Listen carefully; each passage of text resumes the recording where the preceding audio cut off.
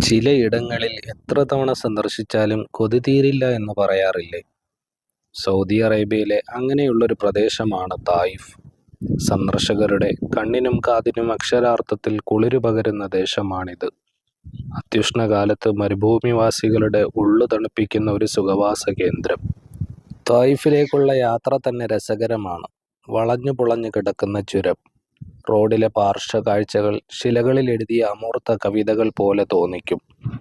നാനാവർണ്ണങ്ങളിലുള്ള പാറക്കൊത്തളങ്ങൾ കാഴ്ചക്കാരെ അമ്പരപ്പിക്കുന്ന തരത്തിലാണ് രൂപകൽപ്പന അദ്വിതീയനായ പടച്ചവൻ സംവിധാനിച്ചിരിക്കുന്നത്. ദീർഘകായനായ ഒരു സർപ്പം ഇഴഞ്ഞു നീങ്ങുന്ന പ്രതീതിയാണ് തായിഫ് ചുരത്തിൻ്റെ ഉച്ചിയിൽ നിന്നും താഴോട്ട് നോക്കിയാൽ. പകൽ സമയത്ത് മലനിരകൾ പല നേരങ്ങളിൽ നിഴലും വെളിച്ചവും ചേർന്ന് നാനാതരത്തിലുള്ള ദൃശ്യവിഭവങ്ങൾ സമ്മാനിക്കുന്നു.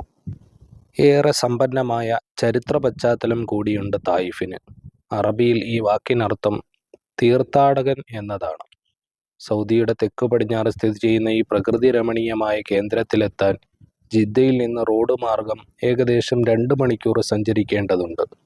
സമുദ്രനിരപ്പിൽ നിന്ന് 1879 മീറ്റർ അടി ഉയരത്തിൽ സ്ഥിതി ചെയ്യുന്ന സരാവത്ത് പർവ്വതനിരകളിലെ ഹിജാസ് കുന്നിൻ മുകളിലാണ് ഈ പട്ടണം സ്ഥിതി ചെയ്യുന്നത്. ഇസ്ലാമിക പൂർവ്വ കാലഘട്ടത്തിൽ ലാത്തയുടെ വിഗ്രഹത്തെ ആരാധിച്ചിരുന്ന ഒരിടമാണിത്. അക്കാലത്ത് തീർത്ഥാടകർ ഒരുപാട് അവിടെ ചെല്ലാറുണ്ടായിരുന്നു. അതിനാലാവണം ഈ ദേശത്തിന് ആ പേര് വന്നത്. ജലലഭ്യത വളരെ കുറവായതിനാൽ സമുദ്രത്തിലെ വെള്ളം ശുദ്ധീകരിച്ച് ഇവിടെ ഭൂഗർഭ അറകളിൽ സൂക്ഷിച്ചിരിക്കുന്ന രംഗങ്ങളാണ് നമ്മളിപ്പോൾ കണ്ടുകൊണ്ടിരിക്കുന്നത്. നമ്മൾ കാണുന്ന ഈ അറകൾക്കുള്ളിൽ നല്ല പാനീയങ്ങളാക്കി മാറ്റിയതിനു ശേഷം വലിയ ടാങ്കറുകളിലായി ഈ നാട്ടിൻ്റെ പല ദേശങ്ങളിലേക്ക് എത്തിക്കുകയാണ് ഇവിടുത്തെ അതോറിറ്റികൾ ചെയ്തു വരുന്നത്. പരിശുദ്ധ ഖുർആനിലെ 43-ാം അധ്യായത്തിലെ 31-ാമത്തെ വചനത്തിൽ ഈ ദേശത്തെക്കുറിച്ച് ഒരു ലഘു പരാമർശമുണ്ട്.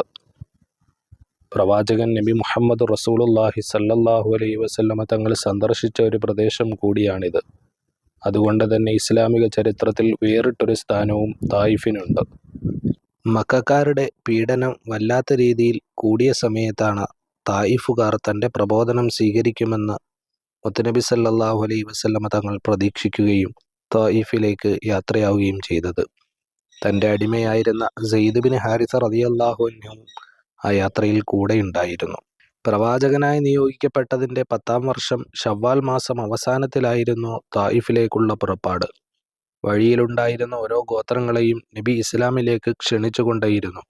സഖീഫ് ഗോത്ര നേതാക്കളായ 3 സഹോദരങ്ങളുടെ അടുത്ത് താമസിച്ച് അവരെ ഇസ്ലാം സ്വീകരിക്കാൻ ക്ഷണിച്ചു. തന്നെ സഹായിക്കാൻ ആവശ്യപ്പെട്ടു. എന്നാൽ അവരത് സ്വീകരിച്ചില്ല. അവർ പരിഹാസ വാക്കുകൾ കൊണ്ട് പ്രവാചകനെ മൂടി.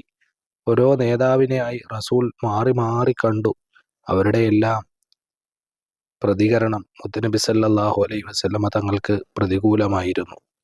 10 ദിവസത്തോളം അവിടെ കഴിച്ചു കൂട്ടിയിട്ടും അവരാരും നബി സല്ലല്ലാഹു അലൈഹി വസല്ലമയിൽ വിശ്വസിച്ചില്ല. നിങ്ങൾ വിശ്വസിക്കുന്നില്ലെങ്കിലും എൻ്റെ വരവിനെ നിങ്ങൾ രഹസ്യമായി സൂക്ഷിക്കണമെന്ന് മുത്തുനബി അവരോട് ആവശ്യപ്പെട്ടെങ്കിലും അവർ തങ്ങളുടെ നാട് വിട്ടു പോകാനാണ് നബിയോട് ആവശ്യപ്പെട്ടത്. അടിമകളെയും കുട്ടികളെയും നബിക്കെതിരെ ഇളക്കിവിട്ടു. നബി മടക്കിയ യാത്രയ്ക്ക് ഒരുങ്ങിയപ്പോൾ അവർ വഴിയിൽ 2 നിരയായി നിന്ന് പ്രവാചകനെ ആക്ഷേപിക്കാനും തെറി പറയാനും കല്ലെടുത്തെറിയാനും തുടങ്ങി. ഇക്കാണുന്ന പ്രദേശത്ത് നിന്നാണ് നബി സല്ലല്ലാഹു അലൈഹി വസല്ലമ തങ്ങൾക്ക് നേരെ കല്ലേറ് തുടങ്ങിയതെന്ന് ചരിത്രകാരന്മാർ രേഖപ്പെടുത്തി വെക്കുന്നു.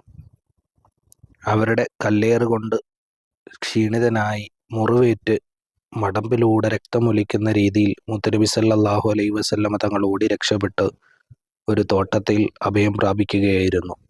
മുന്തിരിവള്ളികളാൽ ചുറ്റപ്പെട്ട ആ തോട്ടം മക്കക്കാരനായ റബിയയുടെ തോട്ടമായിരുന്നു. അവരുടെ മക്കളായ ഉതുബയും ഷൈബയും ഈ രംഗങ്ങളെല്ലാം കണ്ട് വളരെയധികം ദുഃഖത്തിലായി. മുത്തുനബി സല്ലല്ലാഹു അലൈഹി വസല്ലമ തങ്ങളെ അംഗീകരിച്ചില്ലെങ്കിലും അവർക്ക് ഈ രംഗം സഹിക്കാൻ കഴിയാതെയായി. അവരുടെ തോട്ടത്തിലുണ്ടായിരുന്ന ക്രിസ്ത്യാനിയായ അടിമ അദ്ദാസിനെ വിളിച്ചിട്ട് മുത്തുനബി സല്ലല്ലാഹു അലൈഹി വസല്ലമ തങ്ങൾക്ക് ഒരു കുല മുന്തിരി പറിച്ചു കൊടുത്തു വിട്ടു. മുത്തുനബിയുടെ അടുത്ത് അദ്ദാസ് എന്ന യുവാവ് മുന്തിരിക്കൊലയുമായി നിന്ന സമയത്ത് മുത്തുനബി ഇതെവിടെ നിന്നാണെന്നും ആര് തന്നു വിട്ടതാണെന്നും അന്വേഷിച്ചു. ശേഷം ബിസ്മില്ലാഹിർ റഹ്മാനിർ റഹീം എന്ന് പറഞ്ഞ് ആ മുന്തിരിയെടുത്ത് കഴിക്കാൻ തുടങ്ങിയപ്പോൾ താങ്കൾ ഏത് നാട്ടുകാരനാണ് എന്ന് അദ്ദാസ് ചോദിക്കുന്നുണ്ട്. കാരണം ഈ നാട്ടുകാർ ഇങ്ങനെയൊരു വാക്ക് പറയുന്നത് കേട്ടിട്ടില്ല. എൻ്റെ ജീവിതത്തിൽ ആദ്യമാണ് ഇങ്ങനെയൊരു റബ്ബിനെ കുറിച്ച് ഞാൻ കേൾക്കുന്നത്. സർവ്വലോക സംരക്ഷകനായ അള്ളാഹുവിൻ്റെ നാമം കൊണ്ട് ഭക്ഷിക്കാൻ തുടങ്ങാവൂ എന്ന് എന്നോട് കൽപ്പനയുണ്ടെന്ന് മുത്തുനബി സല്ലല്ലാഹു അലൈഹി വസല്ലമ പ്രതിവചിച്ചു. പിന്നീട് കുശലാന്വേഷണങ്ങളായി. അദ്ദാസ് ഏത് നാട്ടുകാരനാണ്, ഏത് മതക്കാരനാണെന്ന് ചോദിച്ചപ്പോൾ ഞാൻ ഈനവക്കാരനാണ്, ക്രിസ്ത്യാനിയാണ് എന്ന് മുത്തുനബി സല്ലല്ലാഹു അലൈഹി വസല്ലമയോട് മറുപടി നൽകി.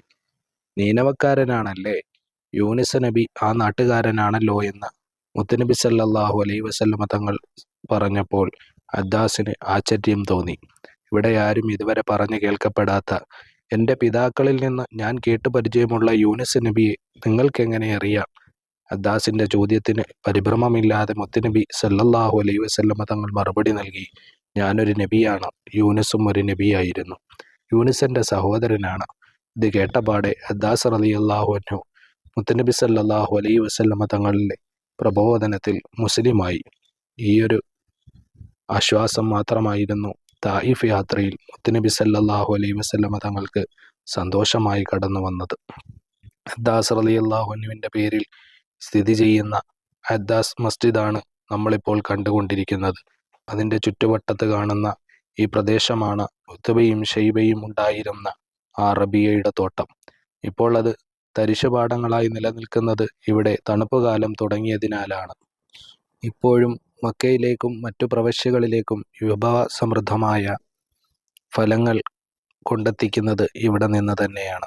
മുത്തുനബി സല്ലല്ലാഹു അലൈഹി വസല്ലമ തങ്ങൾ പ്രബോധനത്തിന് വന്ന സമയത്ത് നബിയെ വധിക്കാൻ മലകളുടെ മുകളിൽ നിന്ന് അവിടുത്തുകാർ ഉരുട്ടിവിട്ട കല്ല്, 2 ചെറിയ കല്ലുകളിൽ താങ്ങി നിന്ന മുത്തുനബി സല്ലല്ലാഹു അലൈഹി വസല്ലമ തങ്ങൾക്ക് സംരക്ഷണമായത് ചരിത്രത്തിൽ നിന്ന് വായിക്കാം. അതിപ്പോഴും നമുക്കിവിടെ കാണാൻ സാധിക്കുന്നതാണ്. ഏറുകൊണ്ട് നിണമൊഴുകിയ മുത്തുനബിയുടെ ചോര ഇറ്റുവീണ കല്ലുകളും നമുക്കിവിടെ കാണാൻ സാധിക്കും. അങ്ങനെ പ്രകൃതി രമണീയമായ ഈ അന്തരീക്ഷത്തിലും വേദനാജനകമായ ചരിത്ര പശ്ചാത്തലം നമുക്ക് ഇവിടെ നിന്ന് വായിക്കപ്പെടേണ്ടി വരും. അത്രയധികം മുത്തുനബി സല്ലല്ലാഹു അലൈഹി വസല്ലമ തങ്ങൾ വേദന അനുഭവിച്ച ഭൂമിയാണ് ഈ തായിഫിൻ്റെ ഭൂമി. മുൻകാല പ്രവാചകന്മാരുടെ വലിയ സ്നേഹവായ്പകളും ദുആകളും ഏറ്റുവാങ്ങി പ്രകൃതി രമണീയമായി തീർന്നുവെങ്കിലും പിന്നീട് മുത്തുനബി സല്ലല്ലാഹു അലൈഹി വസല്ലമ തങ്ങളുടെ ജീവിതത്തിൽ വലിയ വേദനകൾ സമ്മാനിച്ച ഭൂമിയായി തായിഫ് മാറിയിട്ടുണ്ട്. തായിഫിനെ അന്ന് നശിപ്പിച്ചു കളയാൻ മുത്തുനബി സല്ലല്ലാഹു അലൈഹി വസല്ലമ തങ്ങൾ അനുവാദം കൊടുത്തിരുന്നെങ്കിൽ ഇന്ന് നാം കാണുന്ന തായിഫ് ഇവിടെ ഉണ്ടാകുമായിരുന്നില്ല. അടുത്ത ലക്ഷ്യം ഇബ്നു അബ്ബാസ് മസ്ജിദാണ്. തായിഫിലെ വളരെ പഴക്കമുള്ള പള്ളികളിലൊന്നാണിത്. ഹിജ്റ 592 ആദ്യമായി മസ്ജിദ് നിർമ്മിച്ചത്. ദീനീ കാര്യങ്ങളിൽ കൂടുതൽ അറിവുള്ളവരായിരുന്നു ഇബ്നു അബ്ബാസ് റളിയല്ലാഹു അൻഹു. അദ്ദേഹത്തിലൂടെ നിരവധി ഹദീസുകൾ ഉദ്ധരിക്കപ്പെട്ടിട്ടുണ്ട്. ബാബു അബ്ദുള്ള ഇബ്നു അബ്ബാസ് എന്നെഴുതിയ വലിയ ഗേറ്റ് ദൂരെ നിന്ന് തന്നെ കാണാനാകും. ഇബ്നു അബ്ബാസ് മസ്ജിദിനോട് ചേർന്ന് തന്നെയാണ് അദ്ദേഹത്തിൻ്റെ പേരിലുള്ള ലൈബ്രറിയും.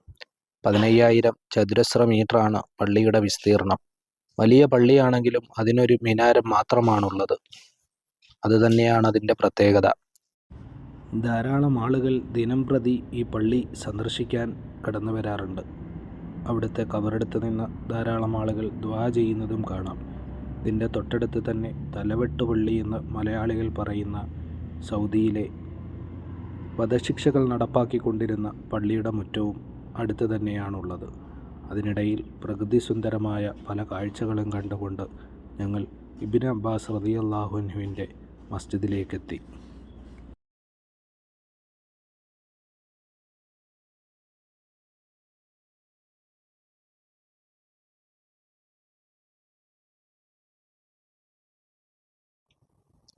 നല്ലൊരു തിരക്കുള്ള ദിവസം തന്നെയായിരുന്നു ഞങ്ങളവിടെ എത്തിച്ചേർന്നത്. ഒരുപാട് ആളുകൾ അന്ന് സന്ദർശനത്തിനെത്തിയിരുന്നു. അതുപോലെ തന്നെ പള്ളിയുടെ മുറ്റത്ത് ധാരാളം കച്ചവടക്കാരെയും കാണാൻ സാധിച്ചു. പലതരത്തിലുള്ള, പല ഭാഷയിലുള്ള, പല സംസ്കാരങ്ങളിലുള്ള ആളുകൾ ഒത്തുചേർന്ന ഒരിടമായി ഞങ്ങൾക്കത് അനുഭവപ്പെട്ടു. പള്ളിയുടെ അകത്തേക്ക് നോക്കുമ്പോൾ തന്നെ വളരെ ഭംഗിയുള്ള പല തൂണുകളും കാണാൻ സാധിച്ചു. അതിൻ്റെ ചുറ്റുവട്ടം ദർശിച്ച് പള്ളിക്കകത്തേക്ക് കയറിയപ്പോൾ മുഴുവനും തൂണുകളാൽ നിർമ്മിക്കപ്പെട്ട വലിയൊരു പള്ളിയാണ് ഞങ്ങൾക്ക് കാണാൻ സാധിച്ചത്.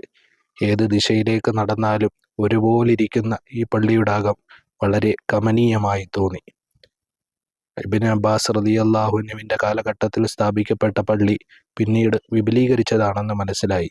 പള്ളിയുടെ നടുത്തളത്തിൽ താഴികക്കുടത്തിന് താഴെയായി ആലിമീകളായ ചില ഉസ്താദുമാർ ഇരുന്ന് ഖുർആൻ പഠനം നടത്തുന്നതും ശ്രദ്ധയിൽപ്പെട്ടു. വലിയ ഖുർആൻ പണ്ഡിതനായിരുന്നല്ലോ ഇബ്നു അബ്ബാസ് റളിയല്ലാഹു അൻഹു. ധാരാളം ആളുകൾ പള്ളിക്കകത്ത് വന്നിരുന്ന് ഇതിൻ്റെ കൗതുകം കണ്ട് ആശ്ചര്യപ്പെടുന്നതും ഞങ്ങളുടെ ശ്രദ്ധയിൽപ്പെട്ടു. വളരെ സുന്ദരമായി പണിയപ്പെട്ട ഈ പള്ളിയുടെ മിമ്പറും മിഹ്റാബുമാണ് നിങ്ങൾ കണ്ടുകൊണ്ടിരിക്കുന്നത്.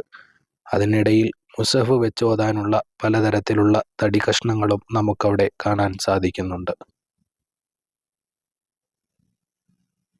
വളരെ ഭംഗിയിൽ ജലാലത്തിൻ്റെ ഇസ്മുകൾ എഴുതിയ താഴികക്കുടങ്ങളും നമുക്ക് കാണാൻ സാധിച്ചു. നേരത്തെ സൂചിപ്പിച്ചതുപോലെ നല്ല ഭംഗിയിലുള്ള എന്നാൽ ഫലവത്തായ ഫ്രൂട്ട്സുകളും മറ്റും വിൽപ്പന ചെയ്യുന്ന ധാരാളം കച്ചവടക്കാരെ കാണാൻ സാധിച്ചു. വളരെ ഭംഗിയാണ് പള്ളി അടുത്തു നിന്ന് നോക്കിയാലും വിദൂരതയിൽ നിന്ന് നോക്കിയാലും.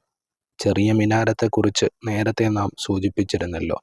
കേരളക്കാരായ നമ്മളെ സന്തോഷിപ്പിക്കുന്ന ഒരു കാഴ്ചയാണ് തൊട്ടടുത്ത് തന്നെയുള്ളൊരു പള്ളി, മസ്ജിദുൽ ഹുനൂദ്. ഇന്ത്യക്കാരുടെ പള്ളി എന്നറിയപ്പെടുന്ന ഈ പള്ളി വെളിയങ്കോട് ഉമർ ഖാദി റളിയല്ലാഹു അൻഹു നിർമ്മിച്ചതാണ്. മലപ്പുറത്ത് വെളിയങ്കോട് അടങ്ങിയിരിക്കുന്ന ഉമർ ഖാദി റളിയല്ലാഹു അൻഹു നിർമ്മിച്ച ഈ പള്ളിയെ ഉമർ ഖാദി പള്ളി എന്ന് മലയാളികൾ വിളിക്കുന്നു. ഈ വഴിത്താരകളെ സുന്ദരമാക്കുന്ന രമണീയമായ കാഴ്ചകളാണ് ഈ വൃക്ഷങ്ങൾ. തണലായും കാഴ്ചയിൽ ഭംഗിയായും ഇത് അനുഭവപ്പെട്ടു. ഈ റോഡുകൾ ഇത്ര ക്ലീനായിരിക്കുന്നതിൻ്റെ രഹസ്യം ഈ വേസ്റ്റ് ബോക്സ് ആണെന്ന് മനസ്സിലായി. ഇതെങ്ങനെയാണ് എടുക്കുന്നതെന്ന് ചിന്തിച്ചിരുന്നപ്പോഴാണ് അത് എടുത്തു കൊണ്ടുപോകാനുള്ള വണ്ടി എത്തിയത്. പിന്നീട് ആ വണ്ടിയിൽ നിന്ന് എങ്ങനെയാണ് ഈ വേസ്റ്റുകൾ കളക്ട് ചെയ്യുന്നത് എന്ന ശ്രദ്ധ ഞങ്ങൾ കേന്ദ്രീകരിച്ചു. ആ വണ്ടി അടുത്തേക്ക് വന്ന് അത് ലോക്കിട്ടു. പിന്നീട് കൂടെയുണ്ടായിരുന്ന ആൾ പറഞ്ഞു കൊടുത്തതനുസരിച്ച് ആ വണ്ടി അത് താനേ ഉയർത്തി. അതിൻ്റെ പിറകിലായി സജ്ജീകരിച്ചിരിക്കുന്ന കൊളുത്തിലേക്ക് അതിൻ്റെ വള്ളികൾ പിടിച്ചിട്ടു.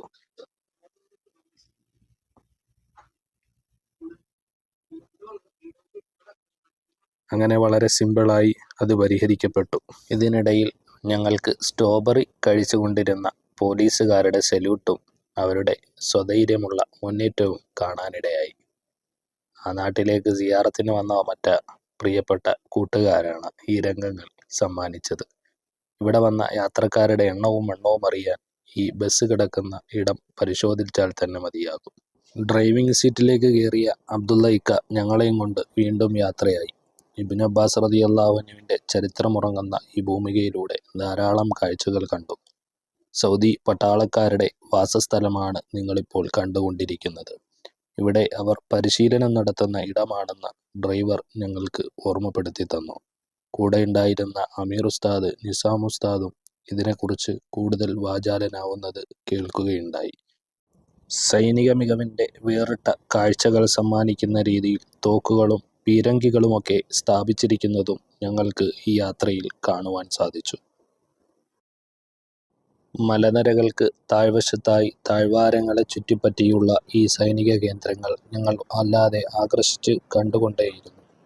അതിലെ ഓരോ ഘട്ടങ്ങളിലും വളരെ വ്യത്യസ്തമായ പല കാഴ്ചകളും ഞങ്ങൾക്ക് കാണാൻ സാധിച്ചു. വലിയൊരു ഖബർസ്ഥാനിയും ഞങ്ങൾക്കിവിടെ കാണാൻ സാധിച്ചു. വലിയ നീണ്ടു കിടക്കുന്ന വലിയ ഖബർസ്ഥാനിയിൽ ധാരാളം മുഅ്മിനീങ്ങൾ അടങ്ങിയിട്ടുണ്ട്. അള്ളാഹു അവരുടെ എല്ലാം ഖബറിടങ്ങളെ സന്തോഷത്തിലാക്കി കൊടുക്കട്ടെ. നാളെ സ്വർഗത്തിൽ അവരെയും നമ്മളെയും ഒരുമിച്ച് കൂട്ടി അനുഗ്രഹിക്കട്ടെ. ഇസ്ലാമിക ചരിത്രത്തിലെ മിനാരങ്ങൾ പള്ളികളുടെ അടയാളങ്ങളായി നിലനിൽക്കുന്നുവെങ്കിൽ ആദ്യത്തെ മിനാരം വെച്ച പള്ളിയാണ് നിങ്ങൾ കാണുന്നത്. മസ്ജിദ് അലി എന്നാണ് ഈ പള്ളി അറിയപ്പെടുന്നത്. ഇസ്ലാമിക ചരിത്രത്തിലെ തന്നെ ആദ്യത്തെ മിനാരം വെച്ചുള്ള പള്ളിയാണിത്. പലതരത്തിലുള്ള വേറിട്ട കാഴ്ചകളും കമനീയമായ പള്ളികളും സൗദി അറേബ്യയുടെ ചിഹ്നത്തിലുള്ള ഈന്തപ്പനകളുടെ എല്ലാം കാഴ്ചകളിലൂടെ ഞങ്ങൾ പിന്നെ കടന്നു ചെന്നത് ഹജ്ജിൻ്റെ മീഖാത്തുകളിലൊന്നായ കർനുൽ മനാസിലിലേക്കാണ്. മീഖാത്തു കർനുൽ മനാസിലിൽ നിന്നാണ് അടുത്ത ഉംറയ്ക്ക് വേണ്ടിയുള്ള ഇഹ്റാം ഞങ്ങൾ ചെയ്തത്. കർനുൽ മനാസിലിലുള്ള സുന്ദരമായ പള്ളിയുടെ അകത്തളമാണിത്. അവിടെ നിന്ന് തായിഫിൻ്റെ മലയോരങ്ങൾക്കിടയിലൂടെ ഞങ്ങൾ വീണ്ടും മക്കയിലേക്ക് തന്നെ ലക്ഷ്യം വെച്ച് യാത്രയായി. ഇങ്ങോട്ട് യാത്ര ചെയ്തു വരുമ്പോൾ ഉണ്ടാകുന്ന ഒരു മാനസികാവസ്ഥയായിരുന്നില്ല തിരിച്ച് യാത്രയാകുമ്പോൾ ഉണ്ടായിരുന്നത്. ഇത്രയേറെ പ്രകൃതി ഭംഗിയുണ്ടായിട്ടും ചരിത്രത്താളുകളിൽ മുത്തുനബിയെ വേദനിപ്പിച്ച മണ്ണാണല്ലോ എന്നോർത്ത് സങ്കടത്തോടെ യാത്രയായി.